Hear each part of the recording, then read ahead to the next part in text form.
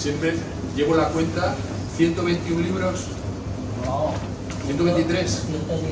117. 117, perdón, es que él solo 117 libros de naturaleza, ya ha colaborado, prologado decenas de libros, entonces creo que Joaquín es para todos nosotros un faro, una luz en este mundo que a veces es convulso y a veces es gente como Joaquín nos da muchas veces esperanza y sobre todo que es una persona maravillosa. Además tenemos que agradecerle, su hermano ha fallecido, con lo cual el esfuerzo, cuando hablé con él el otro día, digo, Joaquín, entendería perfectamente que no vinieras, ¿no? O sea que tenemos que agradecerle, o sea que os pido un gran aplauso antes y luego después no lo voy a tener que pedir.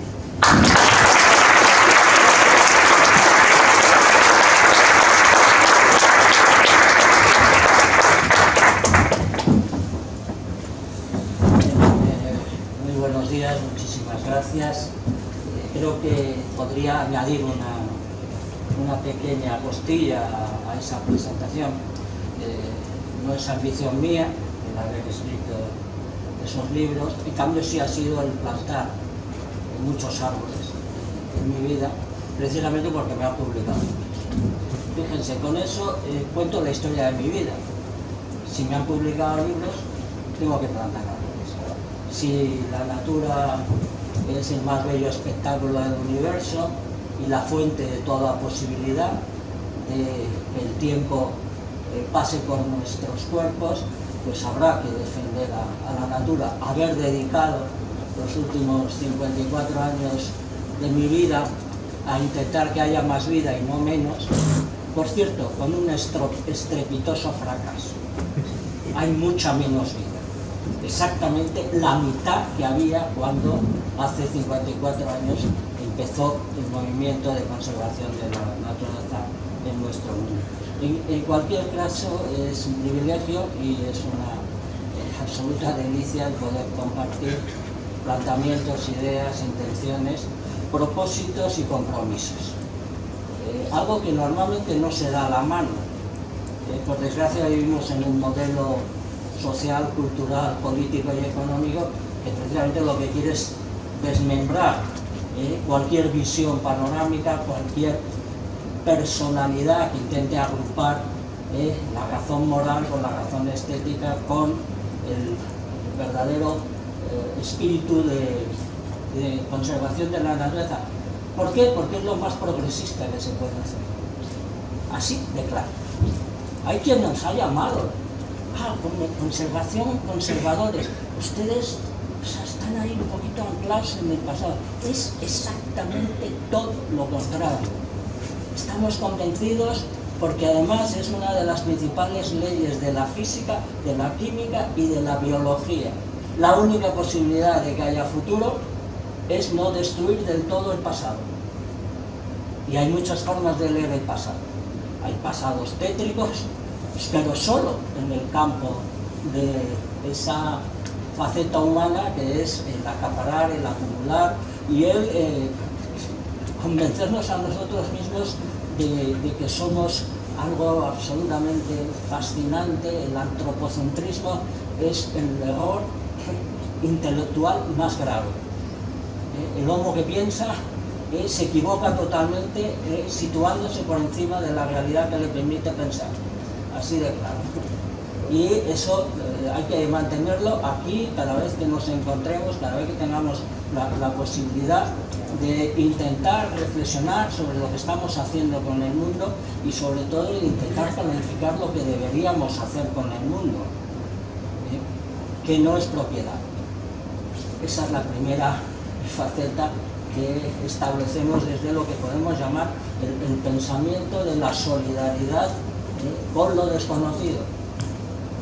Porque sí, solidaridad entre nosotros, solidaridad de tipo, pues, si queréis, ideológico, solidaridad de tipo fraternidad convencional y demás, pues ahí está, hasta cierto punto no nos va demasiado mal. Tenemos constituciones amenazadas, tenemos democracia amenazada, tenemos cultura más amenazada todavía, tenemos cultura rural extinguida, y como ya está extinguida, pues tendríamos que ser consecuentes con lo que es capaz de hacer una civilización contra su mejor pasado, que es el que originó esta civilización del azacanamiento, de la acumulación, de la codicia y del amontonamiento. Del amontonamiento en la línea absolutamente contraria de que nos ha enseñado la natura, que amontona toda la vida, pero no convierte en exclusividad excluyente a una parte de la misma. Lo primero que se aprende en un espacio natural como el que ahora nos acoge y que siempre deberíamos dar las gracias, lo primero que a uno le surge, y tengo la fortuna de vivir precisamente también, yo vivo en un lugar con 4 figuras de protección muy parecido a este. La Sierra de las Villuercas tiene una connotación desde el punto de vista, digamos, formalmente natural o biológico, pero como también es geología, como también es el último pequeño atisbo de una cultura ganadera, como es también el lugar de las nacientes de aguas que llegarán a otro extremo del mundo, pues tiene esta capacidad pedagógica y de convocar lo que más necesitamos, convocar admiración, que si solo fuera por eso ya tendría un especial sentido que estéis aquí, que esté yo aquí, y que intentemos encontrarnos bajo este paraguas que hay que agradecer. ¿Dónde está el alcalde? ¿Dónde estás? Esto es muy importante, es decir, que realmente se nos olvida, con esa suerte de arrogancia machista y supremacista que es exactamente la seña de la entidad del urbano. El urbano por excelencia es alguien que se mueve con todo el bagaje negativo de considerarse el ombligo del mundo. El urbanita no es hospitalario, es un parásito como la copa de un vino. Y ya sé que esto les va a parecer muy duro, pero fíjense ustedes, les voy a advertir, he llegado a una idea que probablemente me la da la ancianidad. He llegado a unos aspectos de reflexión en los que probablemente después de haber participado durante más de medio siglo en los medios de comunicación y haber incluso puesto muchos paños calientes a lo largo de medio siglo, porque a veces te producía una suerte de angustia personal el decir las cosas como son. Y esto se ha acabado. Fíjense, y no solo se ha acabado porque tengas una determinada edad y ya no te dé vergüenza decir algunas cosas. Se ha acabado porque la comunidad científica nos pide, por favor, que digamos hasta aquí hemos llegado. Nos lo dice la ciencia, nos dice el pensamiento racional más estricto. Las cosas están lo suficientemente mal para que no sigamos autoengañándonos. Y en la receta de la enmienda, en la receta de la búsqueda de la sanidad, en el antídoto está lo primero, lo que yo quería agradecer al alcalde, y es que hay que abrir las puertas, porque esta civilización quiere que haya un flujo absolutamente ininterrumpido, formidable, gigantesco. Todo lo de allá afuera es por derecho, falta saber quién les ha dado derecho, de que fluya hacia mí, de que lo use, que lo considere una materialización absoluta. Todo eso se resume en la palabra probablemente más peligrosa, sale casi espontáneamente. Con esto no estoy condenando a nadie que la haya usado de forma, porque es un comodín en el léxico. Si algo es recurso, la hemos fastidiado. Si algo es recurso, lo estamos destruyendo. La naturaleza entera, la atmósfera entera, el océano entero, los bosques del mundo entero son recursos para los parásitos acumulados en las ciudades. Por tanto, hay que buscar otro modelo.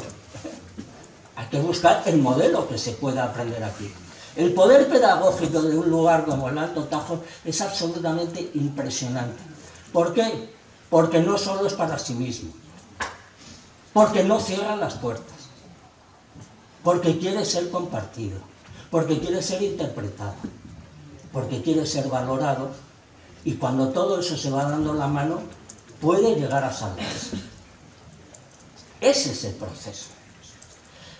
Miren, a veces, claro, estamos en la sociedad que estamos. Incluso, fíjense, ¿quién nos iba a decir que una de las principales amenazas para nuestra propia dignidad, identidad y posibilidad iba a ser una tecnología? ¿Quién nos lo iba a decir? Algunos lo sospechábamos. Yo soy taoísta y en consecuencia llevo toda mi vida diciendo, muy bien, no pasa nada, hay que tener herramientas, hay que tener apoyos, hay que tener palancas, bendito sea. Pero es que da la casualidad de que hemos inventado la palanca que no solo va a mover el mundo, lo está descarrilando, lo está sacando de órbita. ¿Esto es exagerado? En absoluto, me quedo corto. Y solo tienen que ir ustedes a los informes de Naciones Unidas, solo tienen que ir ustedes a los observatorios de la sostenibilidad, solo tienen que ir ustedes a vivir en primera persona lo que está pasando con nuestros aguazales, con nuestros manantiales, con nuestros bosques, aquí y ahora. Probablemente es duro. Yo vivo en las Villorcas desde hace 47 años. Y cuando yo me acerco a un árbol que he plantado hace 45 años y se está secando, les aseguro que ya no me vale. No me vale el diagnóstico, no me vale la realidad, no me vale el decir, hombre, vamos a inventar la sostenibilidad. Miren ustedes, la sostenibilidad es un oxímoron. Y más si va unido a la palabra turismo. Así de claro.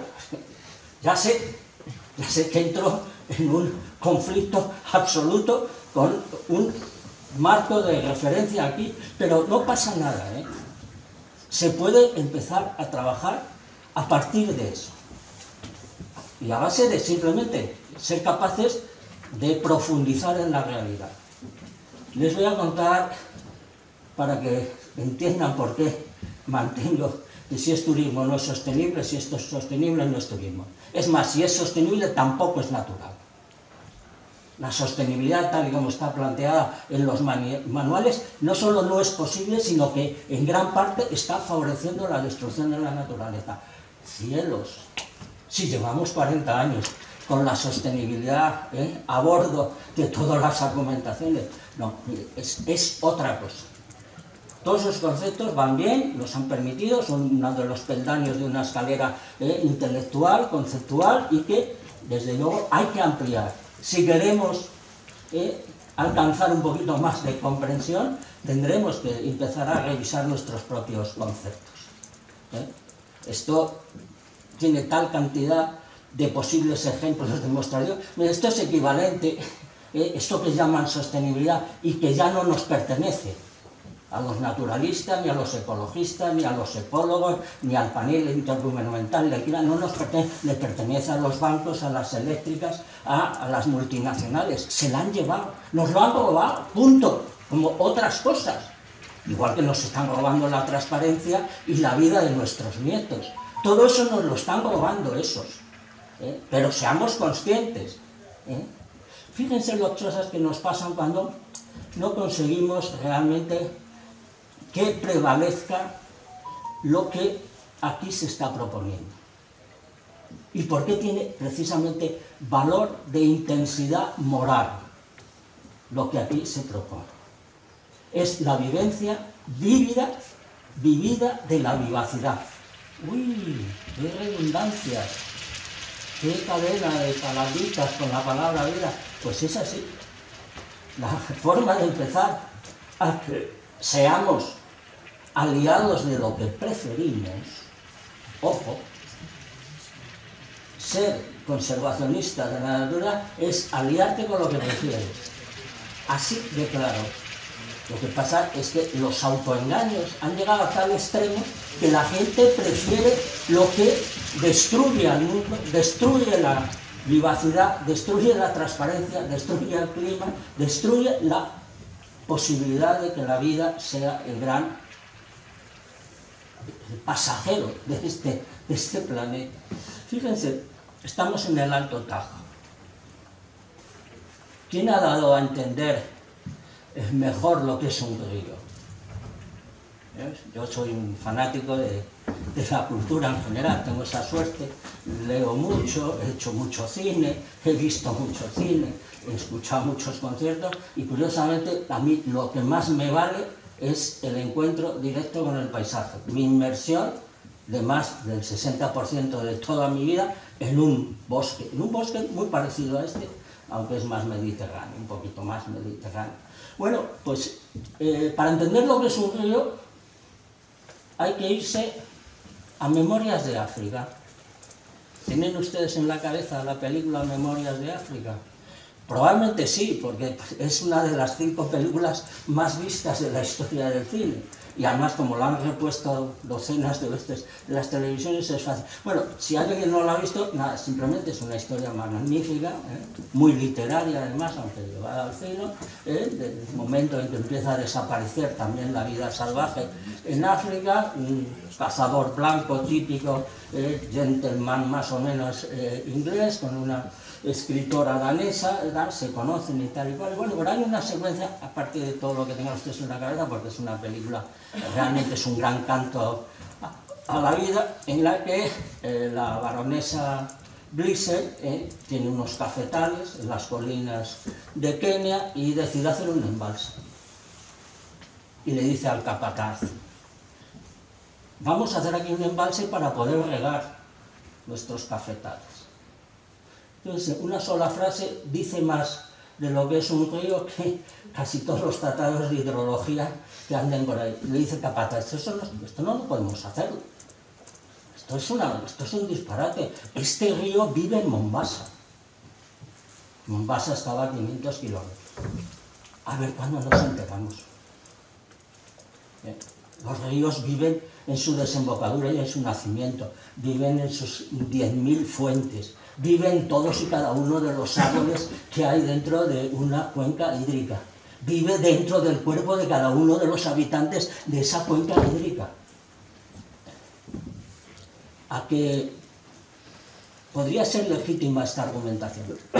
Hay que entender mucho mejor lo que es el agua, hay que entender mucho mejor lo que es el paisaje, hay que tener la vivencia vivida de la vivacidad. Todo eso es lo que tenemos que poner en marcha para que nos suceda lo que le sucede al lugar donde se hizo famosa esa frase, donde fue tal el impacto mediático, emocional, sentimental de las gentes que veían la película, que se convirtió en literalmente peregrinación el ir a ver el lugar donde el protagonista de esa película, Robert Redford, es enterrado.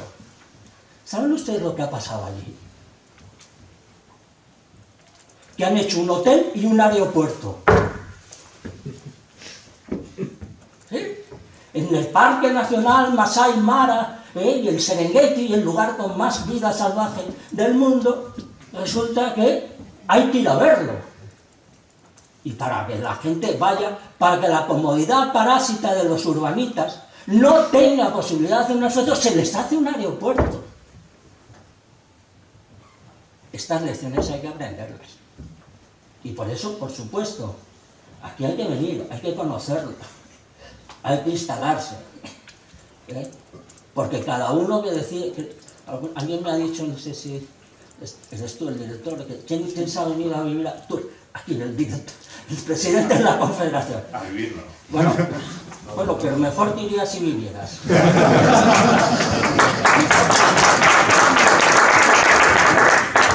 Bueno, vendrá a la oficina aquí, yo decidí vivir también fuera del mundo hace muchos años. Bueno, también es verdad que yo tengo mucha suerte de que puedo hacerlo. Pues, es decir, yo soy consciente de que tengo mucha suerte. Hay que naturalizar al naturalismo. Fíjense. Hay que vivificar la experiencia del encuentro con la propia vida. Mire, hay que ser muy conscientes. Lo que he contado de Memorias de África, porque imagínense la desolación. Yo tuve la oportunidad de conocer el Masai Mara antes y después del aeropuerto y el hotel. Miles y miles y miles de personas solamente para ver el sitio donde en la ficción era enterrado un protagonista de una película. Miles y miles y miles de personas. Podría ocurrirnos con las hoces del Río Dulce. En parte hay un cierto peregrinaje, yo estuve allí muchas veces. Yo formé parte del equipo que filmaba así, ¿no? Bueno, también hay un personaje mítico y demás que está ligado a ese encuentro y hay un nombre propio puesto en plena naturaleza, ¿no? Y bendito sea, que se va, que se mira, que se observa. Pero eso hay que ser capaces de profundizar, ¿no? Porque vivimos tan al margen de lo real, que fíjense, les voy a contar otra anécdota, para que entiendan un poco mejor mi argumentación. Y hay muchas cosas que a mí me han hecho extraordinariamente feliz, me considero el tío con más suerte del planeta Tierra, fíjense, qué exageración, ¿no? Soy el tío que más suerte tiene, porque vive donde, cómo y con quien había soñado, he vivido toda mi vida de lo que me gusta hacer. No duden de que soy el más desgraciado. Las dos cosas. Y soy el más desgraciado no solo porque hay la mitad de vida que cuando empecé, soy el más desgraciado porque siguen matando lo que amo. Y lo están acribillando en masa. Y esto también hay que tenerlo en cuenta. Y eso sucede por esta otra anécdota. Yo he puesto un gran empeño, esfuerzo de todo tipo y condición para dar a conocer la naturaleza. Fui el primer director del CNA. Y lo primero que puse a disposición, conocer para conservar. Esa fue la primera frase que se lanzó desde el primer Centro Nacional de Educación Ambiental de este país. Y cuando hablamos de educación ambiental y cuando hablamos de los biólogos, de los ecólogos, de los climatólogos, de los veterinarios, de los ingenieros agrarios, de los ingenieros de monte, es que es ese gran conjunto de seres humanos que desde el conocimiento indudablemente están ayudando a la conservación del futuro. No a la conservación de ningún pasado, porque eso conlleva, el futuro conlleva no destruir del todo el pasado. Pero fíjense la desolación de alguien que ha hecho muchas películas, no solo con Rodríguez Lafuente, sino por mi cuenta, cuando viajando en el AVE, precisamente hacia Sevilla, atravesamos esos llanos que hay en medio de Sierra Morena, se levanta un bando de grullas y dos hombres que había sentados delante de mi asiento exclaman: ¡mira, mira, como en la televisión!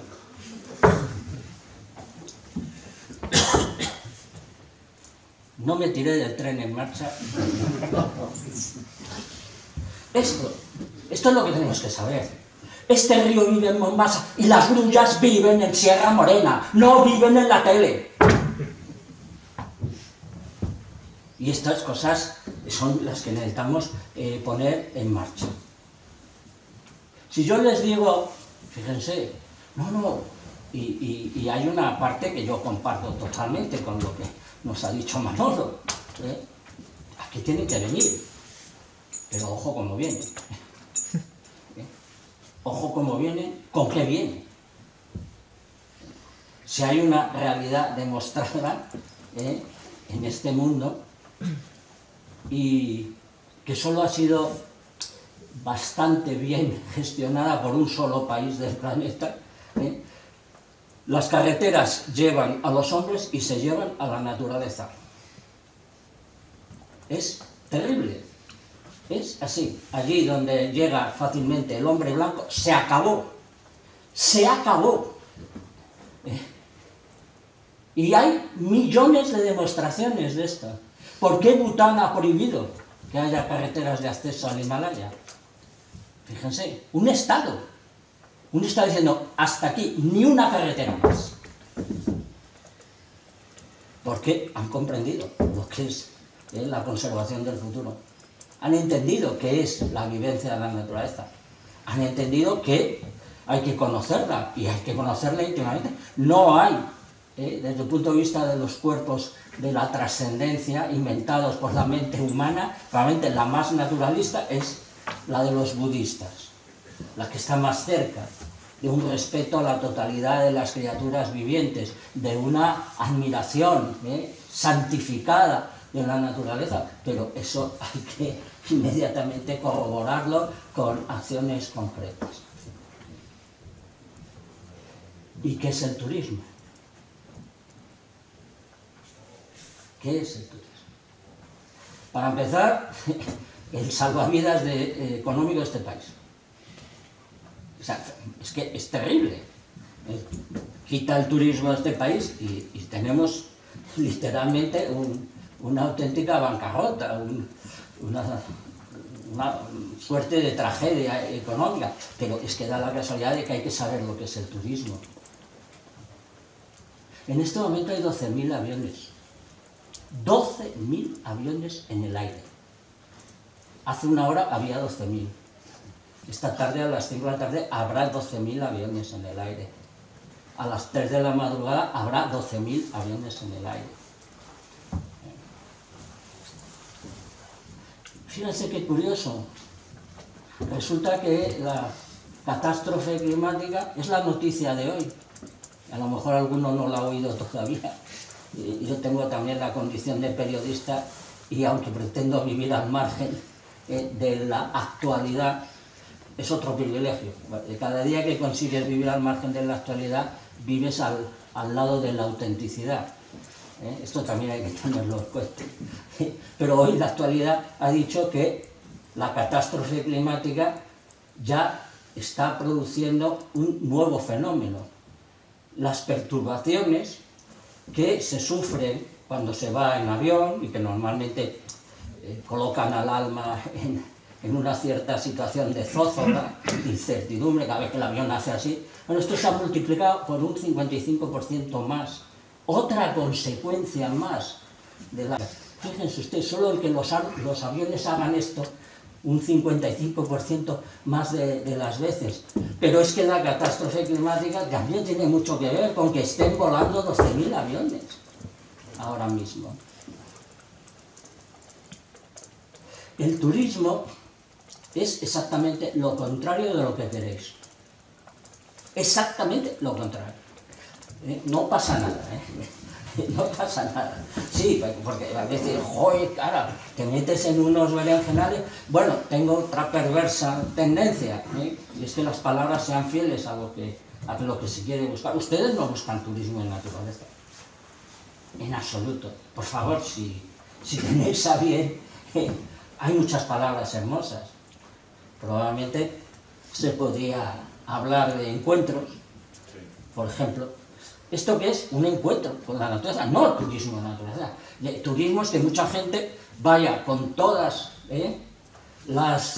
lo que queráis. Si queréis llamarle maravillas, pues maravillas. Yo más bien considero que torpezas y no pocas mezquindades, ¿no? El turista es alguien que va con todo el equipo que tiene en la gran ciudad y se transporta a otra, que viene a ser un remedio de otra gran ciudad para hacer exactamente lo mismo. Para vivir amontonado, para vivir azacanado, para vivir engañado y para vivir, sobre todo, muy cómodamente, gastando el doble o el triple de todos los elementos básicos que el residente. Gasta el doble de energía, gasta el triple de agua, gasta el triple de espacio y contamina. Y contamina el océano, contamina el aire, contamina... Eso es el turismo. Ah, que deja el 11 o el 12% del Producto Interior Bruto, eso también es verdad.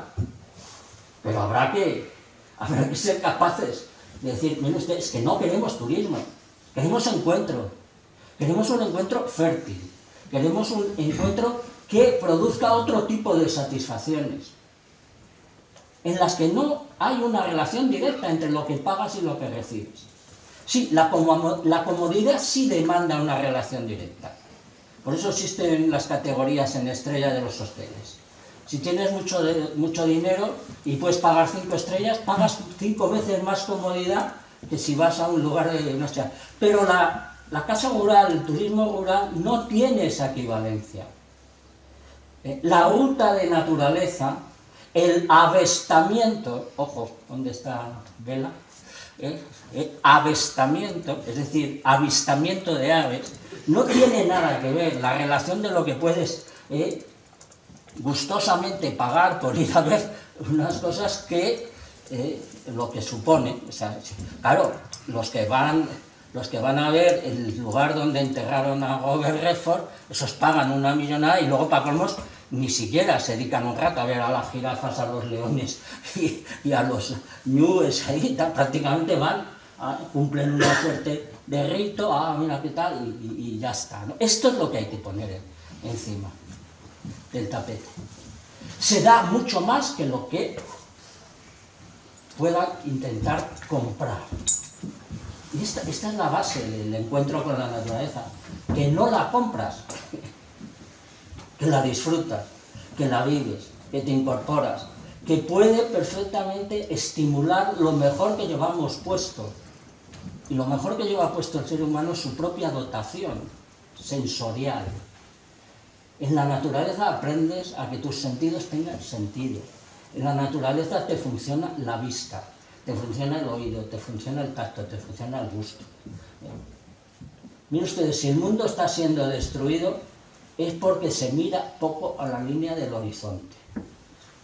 Se va muy poco a ver nacer el agua a los manantiales. Se escucha muy poco el canto de las aves. Y para eso están nuestros sentidos. No para quedar atrapados en una cárcel de lucecitas chisporroteantes a 10 centímetros de los ojos, o no para que vivan encarcelados entre paredes. Todo en honor a la santa comodidad. Sí, esa es la opción de esta civilización. Pero el resultado de esta civilización es el que ya conocemos. Es la alteración de los ciclos y de los procesos. Es la sequía intermitente pero que arrecia. Es el chaparrón que de pronto crea la inundación y luego se va para demasiados meses. Es el 55% menos de vida que hace 50 años. Hay una aportación de Attenborough, que es el número 1 entre los de mi estirpe, por así decirlo, profesional, que no puede ser más claro. Attenborough tiene 96 años, lo cual quiere decir que vivir mucho en la naturaleza es salud, así directamente. Yo tengo 120, bueno, aparte de bromas. Bueno, Attenborough lo tiene muy claro. Cuando él empezó, fíjense, él empezó a los 20, 22 años a hacer películas y tal, es decir, a hacer 70 años, 75 años empezó a hacer. Cuando Attenborough empieza a tener esa proyección mundial, que nos ayuda mucho, tampoco hay que negarlo, no habría tantos espacios protegidos, no habría tantas leyes de amparo a las faunas y a las floras, no habría el turismo de naturaleza siquiera, y ahora estoy usando la palabra turismo, como bien habéis comprobado. Bueno, cuando él empieza, el mundo era en un 60% todavía salvaje. Ojo, vivían 2.000 millones de personas y había 315 partes por millón de CO2 en la atmósfera. 76 años más tarde hay 8.000 millones de personas, 4 veces más. Ya solo queda un 15% del mundo al que podemos calificar de área salvaje, es decir, sin área, con una profunda modificación. No hay un rincón ya natural del todo en el planeta.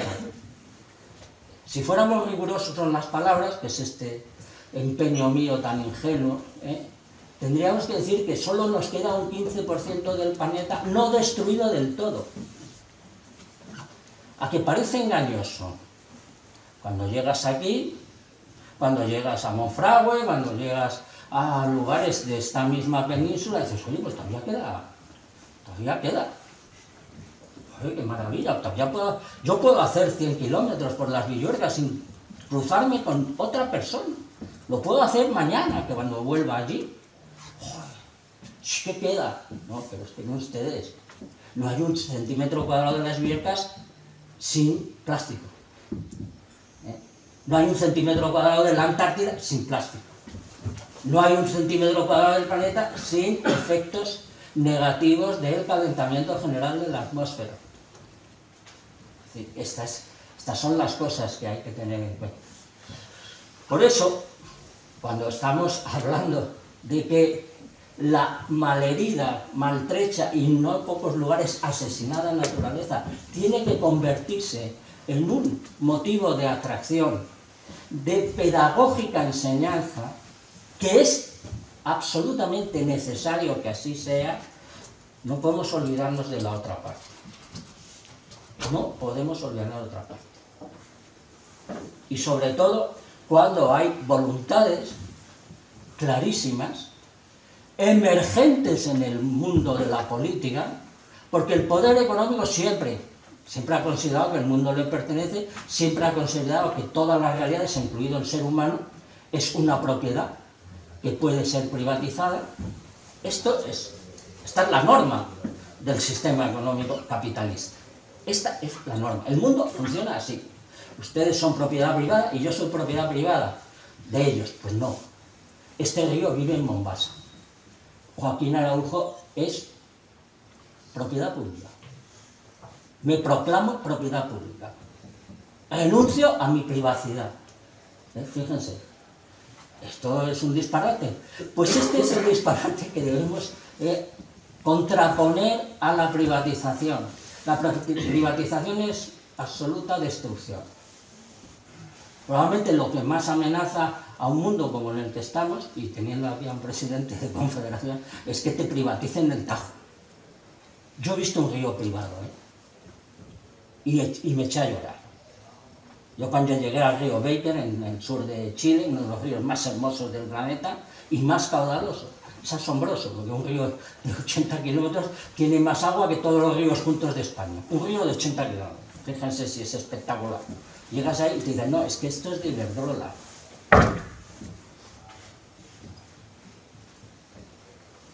Es que, lo entendéis, supongo, lo sentís. Es que no puede ser. Es que esta agua vive en Mombasa. Esta agua somos todos. Esta agua no puede ser propiedad privada. Es la primera propiedad del agua.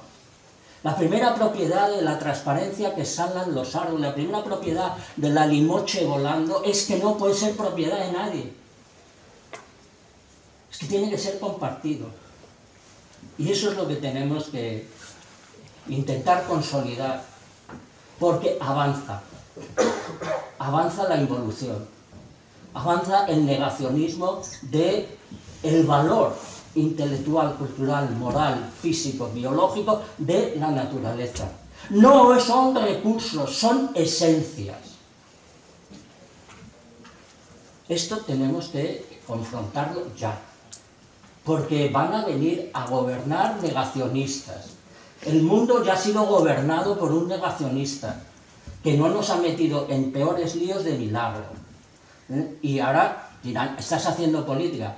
Pues miren, no hay un solo gesto del mundo que no sea político, pero el menos político, en el sentido convencional, yo, si ahora dijera, y ahora vótenme, estaría, no, jamás he pedido un voto para mí. Es peligrosísimo que te elijan.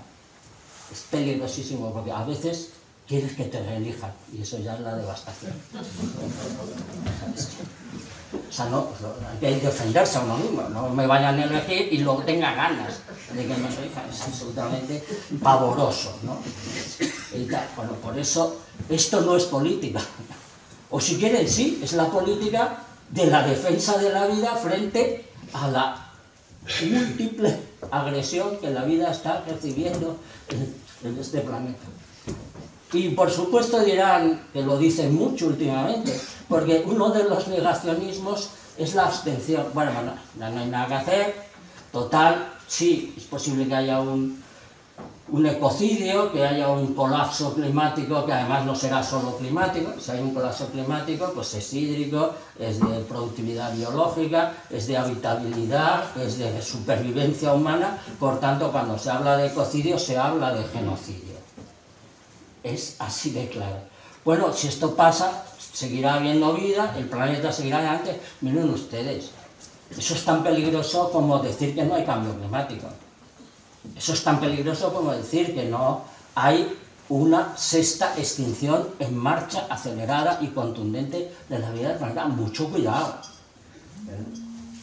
Que la vida vaya a seguir dentro de 200 años, cuando ya haya o ningún humano o pocos humanos, es especialmente inhumano.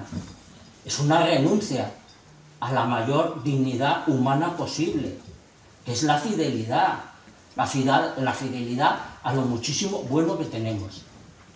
Y pues lo más bueno que tenemos, aquí, desde luego, no hay ecuanimidad ninguna.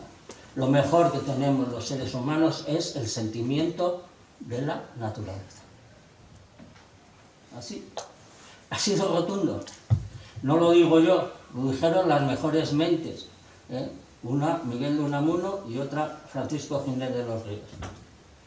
Sentimiento de la naturaleza es el amor cordial, a la vez que inteligente, a las cosas que nos acompañan, a lo que nos consiente y mantiene, a lo que nos inspira y nos mantiene vivos.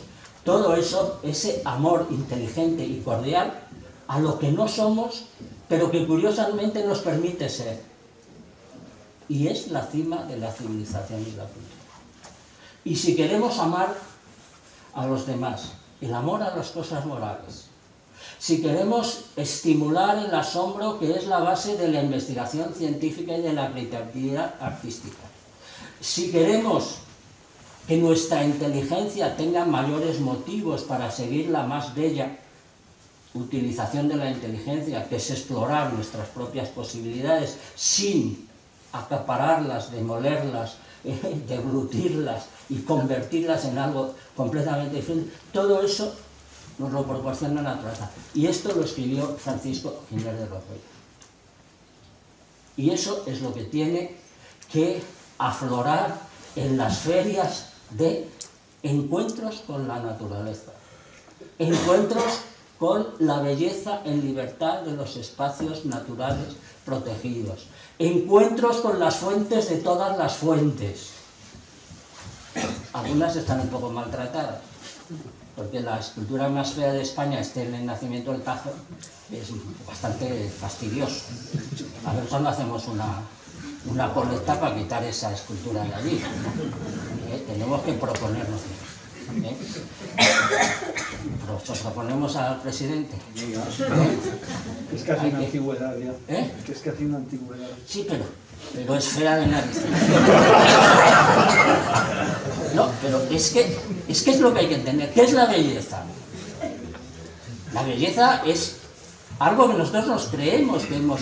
No, toda la belleza que intenta el ser humano, y lo digo como escritor, toda la belleza que yo intento transmitir con mis libros, mis poemas, mis exposiciones, es algo que como mínimo el 50% me lo ha regalado la naturaleza.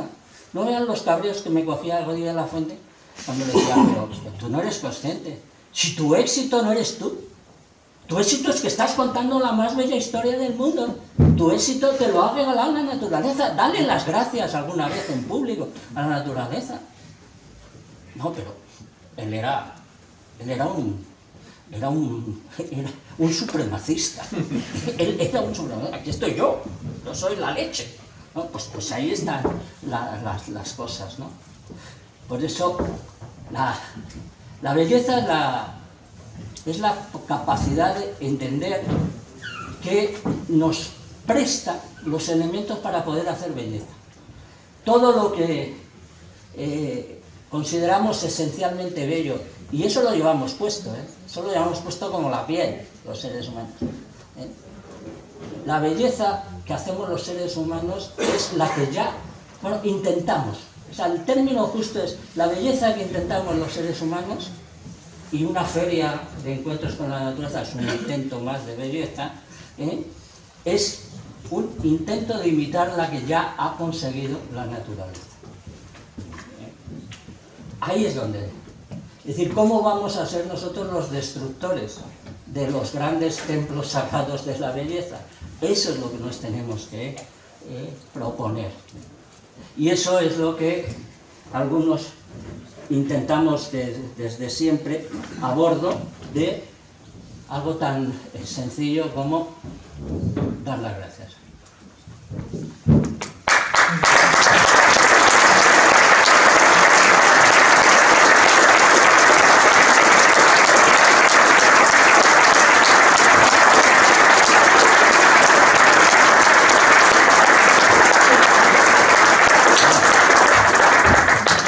Bueno, no me habéis dejado terminar la frase. No, es que yo siempre doy las gracias y añado y que la vida os atalanta. ¿Qué es exactamente la redundancia? Atalantar quiere decir que te cuide. Que la vida os cuide y lo menos es, si la vida nos está cuidando, cuidémosla un poquito. Ahí estamos. Muchísimas gracias.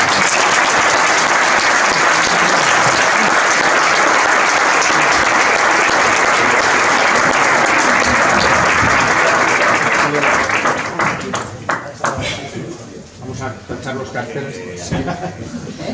Vamos a tachar los carteles por encuentros. Encuentros con naturaleza. Hay que No, para el año que viene. En Cortrajo.